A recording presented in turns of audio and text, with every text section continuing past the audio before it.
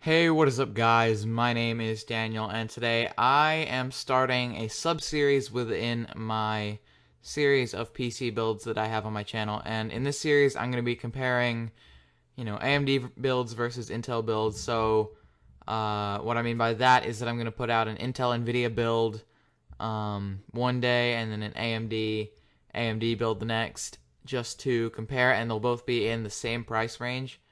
So that way you guys can see what you can get in a certain price range for Intel, Nvidia, and AMD. You can do Intel AMD or AMD Nvidia, whatever you may have. And I may make those builds later if you guys really want me to. But I feel like this is a good place to start since this is what most people do, and this is where all the PC part wars come in. So I thought that I would just make some builds to satisfy the hunger that people have.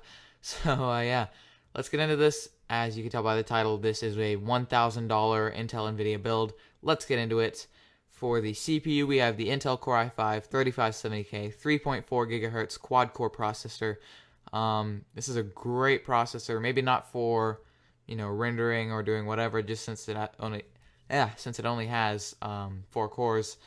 But it is a very efficient CPU. It's a great CPU. Not much more you could say. This is $105, and as I said, is a pretty good CPU. And for the CPU cooler, we went with the Cooler Master Hyper 212 Evo. CPU cooler is $30 and will actually allow you to push the CPU to about 4 gigahertz. I wouldn't push it any further than that, really. So yeah. For the motherboard, we have the ASRock Z77 Extreme 4 ATX LGA 1155 motherboard. This is actually the motherboard that I use. Actually, I use the Socket 2011 version, which is substantially more expensive, but this is an insanely good motherboard nonetheless. Not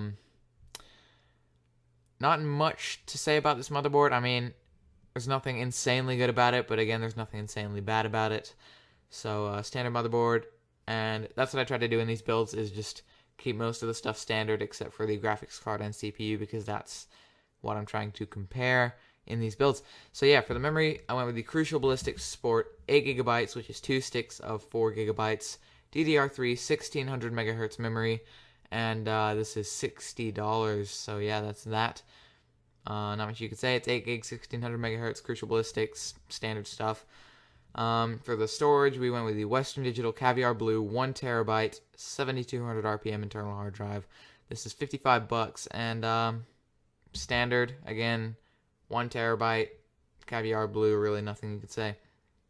For the video card, I went with the EVGA GeForce GTX 770, which is actually the card that I currently own and use in my build, and is $340 after the current mail-in rebate. To be honest, for these builds, I probably shouldn't have factored in mail-in rebates, but I did anyway. So yeah, it's a very good card. I'd say that I'm getting, on medium-high settings in Batman Arkham Origins, I'm getting stuff like, anywhere from 60 to 80 at times. Stuff like that. So yeah, for the case, I went with the Corsair 650D ATX mid-tower case, and after the mail-in rebate, this is $170, and I feel like, it's an ATX mid-tower, standard stuff. It's Corsair, so nothing insanely great about it, nothing insanely bad about it. One thing that's insanely great about it, actually, is the build quality, but, again, this houses all your parts just fine. So yeah.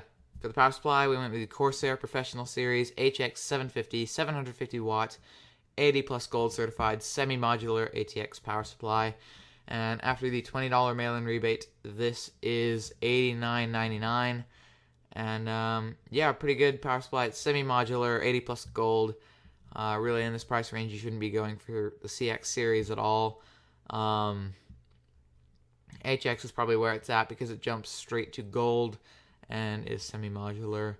So yeah, after everything, this build is $1,040. So yeah, it's a good build. Great for gaming and everything. So yeah, leave a like if you enjoyed this. Subscribe if you're new here. I post PC builds daily. And thanks for watching. Peace.